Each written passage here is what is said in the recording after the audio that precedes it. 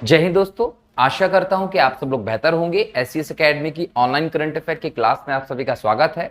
दोस्तों शुरू करते हैं आज के इस लेक्चर को। इस लेक्चर में हम सबसे पहले बात करने वाले हैं मियावाकी तकनीक के बारे में। दोस्तों ये है डॉक्टर अकीरा मियावाकी। इन्होंने 1992 में जब रियो दी जेनेरियो में पृथ्वी सम्मेलन हुआ था तब जंगल उगाने की एक तीव्र प्रक्रिया जो है उस पर विचार किया और इनके दिमाग में 1992 के रियो दी जेनेरियो में हुए पृथ्वी सम्मेलन के दौरान ये आइडिया आया कि कैसे तीव्र गति से जंगल को उगाया जा सकता है और इसके लिए इन्होंने एक पद्धति को इजाद किया और वो जो पद्धति थी उसे इन्हीं के नाम पे जाना जाता है, मियावाकी तकनीक के तौर पर जंगल उगाने की एक तकनीक है। ये जापान की है और बहुत फेमस पर्यावरणविद हैं। कहीं ना कहीं इनके द्वारा जो तकनीक उगाई गई है आज वो पूरे विश्व में प्रसिद्ध है।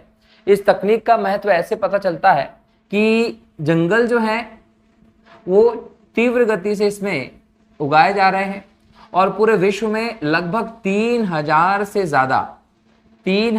ज़्यादा जंगल हैं जो इस तकनीक से उगाए जा चुके हैं। अगर इस तकनीक के बारे में और प्रकाश डालें दोस्तों तो याद रखिएगा हम आज इसके बारे में डिस्कशन इसलिए कर रहे हैं क्योंकि प्रधानमंत्री श्री नरेंद्र मोदी जी ने अपने 102वें मन की बात के एपिसोड में इसके बारे में चर्चा किया और भारत में तेलंगाना हो, भोपाल में, उत्तर प्रदेश में खासकर और केरला में इसके उन्होंने एग्जाम्पल भी दिए जहां पर इस तकनीक के तहत जंगलों को उगाया जा रहा है। अगर साधारण शब्दों में इस तकनीक का अर्थ निकालें तो ये तकनीक एक ऐसी तकनीक है जिसमें एक छोटे से क्षेत्र में जंगल उगाने का कार्य किया जाता है। इसमें 3 प्रकार के पौधे लगाए जाते हैं, याद रखिएगा 3 प्रकार के पौधे लगाए जाते हैं।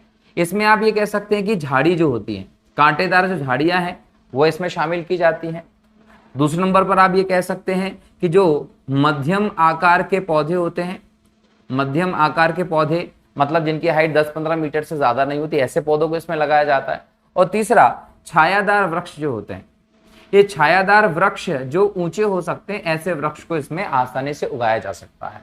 और ये तकनीक बोल सकते हैं कि बहुत अल्प समय में जंगलों को छोटे से क्षेत्र में तैयार कर सकती है। जैसा कि हम लोग जानते हैं कि इस धरती पर ग्लोबल वार्मिंग की समस्या एक वैश्विक समस्या है।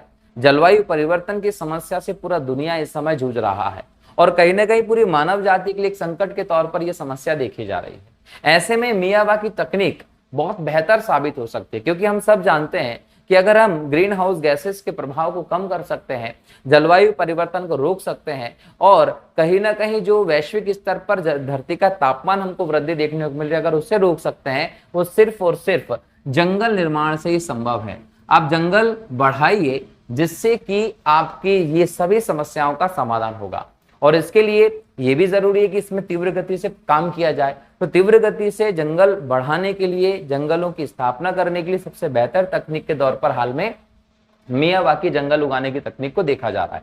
अगर हम इस तकनीक की पूरी प्रक्रिया को देखें तो इसमें सबसे पहले मिट्टी की जांच की जाती है ना। इसमें प्राकृतिक तौर पर बेहतर तरीके से वृक्ष उगाए जाते हैं जिसमें मिट्टी की पहले जांच की जाती है और उस मिट्टी की अनुकूलता के हिसाब से पौधों का चयन किया जाता है, बीजों का चयन किया जाता है। तो जिस प्रकार की मिट्टी होगी उसी के अनुकूल जो पौधे होते हैं उनका कहीं ना कहीं बोल सकते हैं कि चुनाव किया जाएगा और फिर उनको क्या किया जाएगा कि बीज से उनके पौधे उगाए जाएंगे। अलग से नर्सरी में वो पौधे तैयार किए जाते हैं और नर्सरी में जब वो पौधे तैयार किए जाते हैं उसके बाद जिस जगहों पर ये बीज बोना, वहां पर अवशिष्ट जो होता है उसको रख दिया जाता है, पत्ते वत्ते इस प्रकार से बराबर, ताकि वहां की जो फर्टिलिटी है सॉइल की वो बढ़ जाती है। उसके बाद क्या किया जाता है कि 3 फीट गहरा गड्ढा खोदा जाता है और उसमें खाद और बाकी सब चीजें डाली और फिर उसी में नर्सरी से पौधे निकाल कर बो दिए जाते हैं। नर्सरी से पौधे निकाल कर उसमें बोए जाते हैं और 3 साल तक, याद रखिएगा 3 साल तक एक बच्चे के भांति उस पौधे की देखभाल की जाती है और उसके बाद फिर वो जो पौधा है वो अपने आप बढ़ने योग्य हो जाता है। तो इस पूरी पद्धति को मियावाकी जी ने बोल सकते हैं अकीरा मियावाकी जी जो जापान के, इन्होंने इजाद किया था। तो ये पूरी पद्धति जंगल बढ़ाने के लिए, तीव्र गति से जंगल बढ़ाने के लिए क्रांतिकारी पद्धति के तौर पर आई है और जैसा कि मैंने कहा कि पूरे विश्व में इस पद्धति को अपनाया जा रहा है और पूरे विश्व में 3000 से ज्यादा जंगल इसके तहत उगाए जा चुके हैं। भारत में नरेंद्र मोदी जी ने इसके महत्व को रेखांकित करते हुए अपने मन की बात कार्यक्रम के 102वें एपिसोड में इसकी बात की है और उन क्षेत्रों की भी बात की है जहां पर इस तकनीक के तहत व्यवस्था हो रही है। क्लियर? तो ये थी मियावाकी तकनीक जो एक क्रांतिकारी तकनीक के तौर पर हम देख रहे हैं वृक्षारोपण में। आगे बात करते हैं दूसरे पे। दोस्तों एक और इंपॉर्टेंट बात है टीबी। टीबी की जो बीमारी जिसे आप हिंदी में क्षय रोग के नाम से जानते हैं, ये क्षय रोग है, इसको लेकर भारत सरकार ने एक अपना टारगेट सेट किया है। वो जो टारगेट है वो ये कि 2025 तक भारत को टीबी मुक्त किया जाएगा।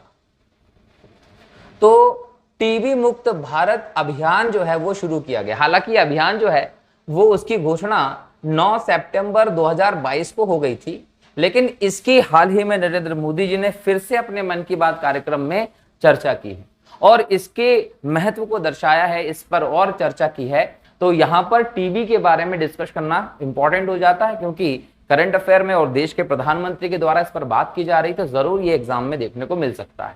अगर हम बात करें टीबी की, तो इसका जो कारण है दोस्तों, ये एक बोल सकते हैं जीवाणु जनित बीमारी है, क्लियर।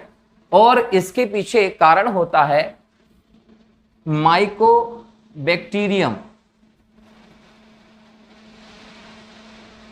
ट्यूबरक्लोसिस। ये इसके पीछे कारण है, क्लियर। इसके कारण इसका संक्रमण होता है, कारण बनता है ये। और कहीं ना कहीं अगर मैं बात करूं इस टीबी के, तो इसके जो बोल सकते हैं प्रभाव होता है, वो प्रभाव आपके शरीर में दो तरीके से आप देखते हैं कि एक तो इसका प्रभाव होता है आपके फेफड़ों पर। यदि आप फेफड़ों की बात करें दोस्तों, तो 85% तक ये फेफड़ों को प्रभावित करता है, और उसके बाद बचा जो 15% है वो शरीर के अन्य अंगों को प्रभावित करता है। अंगों को प्रभाव हम देखें, इसमें मस्तिष्क आता है, रीढ़ की हड्डी आती है, आदि जो अंग है उनको ये प्रभावित करेगा, मतलब 15% के आसपास अन्य अंगों को। और मेन इसका जो टारगेट होता है वो फेफड़े होते हैं। तो मुख्य रूप से जो टीबी है वो फेफड़ों की बीमारी के तौर पर जानी जाती है। अगर हम इसके संचरण की बात करें, संक्रमण की बात करें, तो याद रखिए कि टीबी एक संक्रामक बीमारी है जो कई माध्यमों से एक व्यक्ति से दूसरे व्यक्ति में फैल सकती है। मेन तो ये है कि जब भी किसी मरीज को टीबी होती है और उसको बलगम आता है, तो जब वो खांसता है, छींकता है, तो खांसने और छींकने की इस प्रक्रिया में जो मुख से ड्रॉपलेट्स निकलते हैं, थूक की बूंदें निकलती हैं, वो इसके संक्रमण का, संचरण का एक महत्वपूर्ण कारण बनती है। तो टीबी का संचरण जो है वो खांसने, छींकने के दौरान जो ड्रॉपलेट्स, जो बूंदें निकलती हैं थूक की, उनके कारण होता है। ये आप लोगों को ध्यान रखना है। और अगर इसके लक्षण की बात करें दोस्तों, तो इसके लक्षण जो हैं वो बहुत संगीन लक्षण देखने को मिलते हैं। एक तो ये कि बलगम आना, लगातार खांसी आना किसी मरीज को, इसके अलावा सीने में दर्द होना, थकान होना, कमजोरी होना, दुबलापन होना, लगातार वजन घटता जाता है ऐसे मरीजों का। ये सभी के सभी जो है इसके लक्षण है टीबी के। अगर किसी भी व्यक्ति को ऐसे लक्षण 2-3 सप्ताह लगातार दिखाई पड़ते हैं, दैट मीन्स कि उसकी जांच कराया जाना जरूरी है, क्लियर। तो ये टीबी की एक व्यवस्था रही। अगर हम भारत में बात करें दोस्तों टीबी की स्थिति, तो भारत में जो है अभी लक्ष्य रखा गया है कि 2025 तक टीबी मुक्त भारत किया जाए।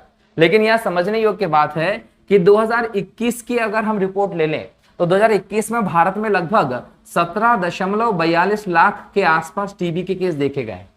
ये बहुत बड़ी अमाउंट है केसेस की। इसके अलावा हम देखें तो इसके कारण लगभग 2022 के साल की बात करें तो 16 लाख के आसपास लोगों की हमें मृत्यु देखने को मिलती है। और अगर एवरेज देखें तो हर साल भारत में लगभग 4 लाख लोग जो होते हैं वो टीबी के कारण मर जाते हैं। तो इस स्थिति के बाद 2025 तक समझना है कि किस प्रकार से टीबी के इस महामारी पर, इस बीमारी पर हम लोग काबू पा सकते हैं और भारत को टीबी मुक्त कर सकते हैं। अगर इसके उपचार की बात करें दोस्तों, तो याद रखिएगा कि टीबी जो है वो एक ऐसी बीमारी है जिसका उपचार है ना। मतलब ये है कि उपचार है या एक साध्य बीमारी है, इसका इलाज मार्केट में है और इसकी वैक्सीन आई है जिसे बोलते हैं बैसिल कैलमेट गुएटिन। बैसिल कैलमेट गुएटिन ये उस टीके का नाम है। ये टीके का नाम याद रख लीजिएगा।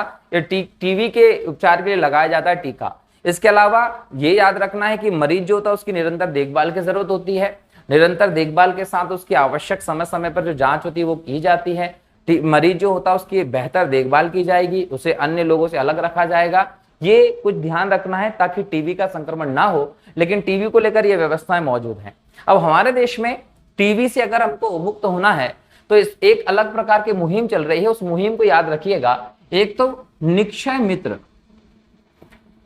निक्षय, क्षय रोग बोलते हैं ना टीबी को, तो निक्षय मित्र एक व्यवस्था चलाई गई है और इसके तहत ही गोद लेने की परंपरा जो है वो चलाई गई। अब गोद लेने की व्यवस्था का मतलब क्या है, तो याद रखिएगा टीबी मरीज जो होते हैं इनको गोद लेने की भी एक कार्यक्रम चलाया गया है पूरे भारत स्तर पर। अगर हम देखें तो अलग अलग व्यक्तियों के द्वारा, अलग अलग समूह के द्वारा अब तक लगभग 10 लाख से ज्यादा, याद रखिएगा 10 लाख से ज्यादा टीबी मरीजों को गोद लिया गया है। जिन भी टीबी मरीजों को गोद लिया गया है उनके बेहतर उपचार, उनके इलाज, उनकी देखभाल की जिम्मेदारी वो व्यक्ति लेता है जो उसको गोद ले रहा है, उसका खर्चा भी वो करता है। तो इसके तहत भारत को टीबी मुक्त बनाने की एक व्यवस्था चल रही है और इसके लिए काम करने के लिए निक्षय मित्र प्रोग्राम भी चल रहा है, जिसके तहत भारत में लगभग 85,000 से ज्यादा निक्षय मित्र तैयार किए जा चुके हैं। और ये 85,000 से ज्यादा जो निक्षय मित्र तैयार किए जा चुके हैं, ये टीबी और इसके उपचार को लेकर जो जागरूकता है, जो काम है वो करने में लगे हुए हैं। तो कहीं ना कहीं इन कदमों के द्वारा भारत जो है वो 2025 तक टीबी मुक्त होने की व्यवस्था के तहत आगे बढ़ रहा है। एग्जाम में टीबी को लेकर क्वेश्चंस आ सकते हैं, इसको ये मैंने आपको इसके बारे में भी डिस्कस कर लिया है। इसके अलावा 2 और इंपॉर्टेंट टॉपिक हैं, उन पर भी चर्चा करते हैं। एक टॉपिक है दोस्तों नीम नदी। नीम नदी जो है ये हाल ही में चर्चा में रही है। ये नदी जो है ये यूपी की फेमस नदी है और यूपी के हापुड़ जिले में ये नदी बहती थी। कहां? यूपी के हापुड़ जिले में। ये जो नदी है नीम नदी, इसका सांस्कृतिक महत्व बहुत रहा। ये जो हापुड़ जिला रहा, यहां पर इस नदी का सांस्कृतिक महत्व बहुत रहा। लोग आते थे नदी की पूजा करना, इस प्रकार की व्यवस्था में लगे थे। लेकिन जैसा कि हम देख रहे हैं कि निरंतर 1 दशक से, हम 2 दशकों से देख रहे हैं गर्मी जो है वो भीषण हो रही है और पिछले 100 सालों में धरती का औसत तापमान भी बढ़ा है और गर्मी जो है वो बढ़ी है। तो इस भीषण गर्मी के दौर में ये जो नदी है नीम नदी, ये सूख गई है, ये बोल सकते हैं लुप्त हो गई है। जहां पुराने लोग इस नदी के पानी को यूज करते थे, सांस्कृतिक तौर पर इसकी पूजा करते थे, आदि चीज दिखाई पड़ती थी, वहां आज ये नदी लुप्त हो गई है। और जब ये नदी लुप्त हुई तो यहाँ के जो ग्रामीण लोग हैं, यहाँ के जो ग्राम प्रधान क्षेत्र के लोग हैं, उन्होंने इस नदी को पुनर्जीवित करने का सोचा और कहीं ना कहीं इसके संरक्षण में, इसके पीछे काम में जुट गए। और आज सबसे बड़ी बात यह है कि यूपी की ये जो नदी है इसको दोबारा से कहीं ना कहीं इसको प्रवाह करते हुए आप देखते हैं। और इसमें इंपॉर्टेंट रोल प्ले किया है अमृत सरोवर ने। अमृत सरोवर के बारे में मैंने पिछले लेक्चर में बात की थी। ये भारत सरकार की एक बहुत ही महत्वाकांक्षी योजना है। जल संरक्षण की दृष्टि में, जल के स्तर को बढ़ाने के लिए, सभी लोगों को जल उपलब्ध कराने की दृष्टि से एक इंपॉर्टेंट योजना के तौर पर देखा जा रहा है अमृत सरोवर को। कहीं ना कहीं इस योजना के बारे में भी बात करें तो 24 अप्रैल को 2022 में इस योजना को लॉन्च किया गया था और इस योजना में टारगेट रखा गया है कि प्रत्येक जिले में 75 तालाब बनवाए जाएंगे। क्यों? क्योंकि तालाब जो होते हैं वो धरती के जल स्तर को बढ़ाने में एक इंपॉर्टेंट रोल प्ले करते हैं। आज हम देख रहे हैं कि गांव क्षेत्र जैसे ये नीम नदी सूख गई, ऐसे भारत की कई सारी नदियां, कई सारे ऐसे क्षेत्र हैं जो सूखे से ग्रस्त हैं। क्यों? क्योंकि भीषण गर्मी के चलते, कम पानी वर्षा के चलते ये सब चीज सूखते जा रहे हैं। और जैसे जैसे क्षेत्र सूख रहे हैं, भूमिगत जल स्तर नीचे जा रहा है। न केवल शहरी लोगों को, ग्रामीण लोगों को भी जल संबंधी कई सारी समस्याओं का सामना कर रहा है। जो इंपॉर्टेंट समस्याएं हैं वो ग्रामीण क्षेत्र में देखने को मिल रही है, क्योंकि वहां तो पीने के पानी तो छोड़िए, सिंचाई की एक इंपॉर्टेंट व्यवस्था है। तो अगर हम सिंचाई के लिए जल नहीं देंगे तो कृषि व्यवस्था खत्म होगी और इकोनॉमी पर असर पड़ेगा। तो इसलिए कहीं ना कहीं हम बोल सकते हैं कि अमृत सरोवर जो है वो एक बहुत महत्वपूर्ण योजना हो जाती है। प्रत्येक जिले में 75 तालाब बनाए जाएंगे, जिससे वहां की जल संबंधी समस्याओं का तो समाधान होगा ही, बल्कि भूमिगत जल जो है उसका स्तर भी धीरे धीरे करके बढ़ेगा। तो ये एक इंपॉर्टेंट योजना के तौर पर है और इसी योजना के तहत ही नीम नदी का भी कहीं ना कहीं दोबारा से हम बोल सकते हैं पुनर्स्थापना की गई है। ये नदी अब भी प्रवाह हो रही है। ठीक। और एक और इंपॉर्टेंट टॉपिक है जिसको हम चर्चा करेंगे, यह है नीलवंडे डैम। एग्जाम में इस प्रकार के क्वेश्चंस पूछे जाते हैं और फिर एग्जाम में क्या होता है कि स्टूडेंट सोचते हैं कि कहां से पूछ लिया। अगर अब आप लोगों से पूछ लिया जाए तो आप लोग पुनासा डैम हो, है ना, या फिर आप भाखड़ा नांगल बांध हो, इस प्रकार के बांध आप लोग पढ़ते हैं जनरली। लेकिन क्या होगा एग्जाम में अब आपसे पूछिए नीलवंडे डैम बताइए, तो कहां से सोचेंगे? दिमाग में आएगा कहीं से भी दे दिए, करंट अफेयर का है। एक्चुअल में ये डैम कोई नया नहीं है। 1970 में स्थापित किया गया और ये महाराष्ट्र में है। 1970 में स्थापित किया गया था, महाराष्ट्र में है।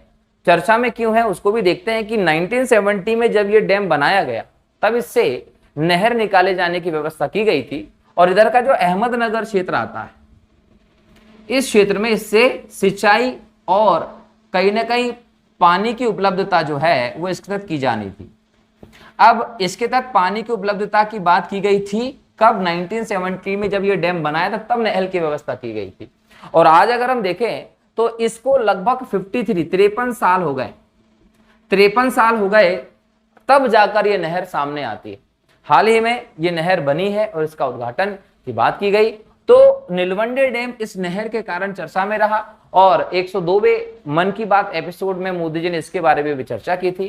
तो हमने ये सभी इंपॉर्टेंट टॉपिक को डिस्कस किया। मुझे लगता है कि यहां से एग्जाम में क्वेश्चन जरूर देखने को मिलना चाहिए। तो आप लोग इस प्रकार से करंट अफेयर को तैयार करें, करंट अफेयर पे काम करें, नियमित लेक्चर देखते रहें। अगले टॉपिक में फिर नए टॉपिक के साथ आऊंगा। तब तक के लिए बहुत बहुत शुक्रिया। जय हिंद, जय भारत, वंदे मातरम।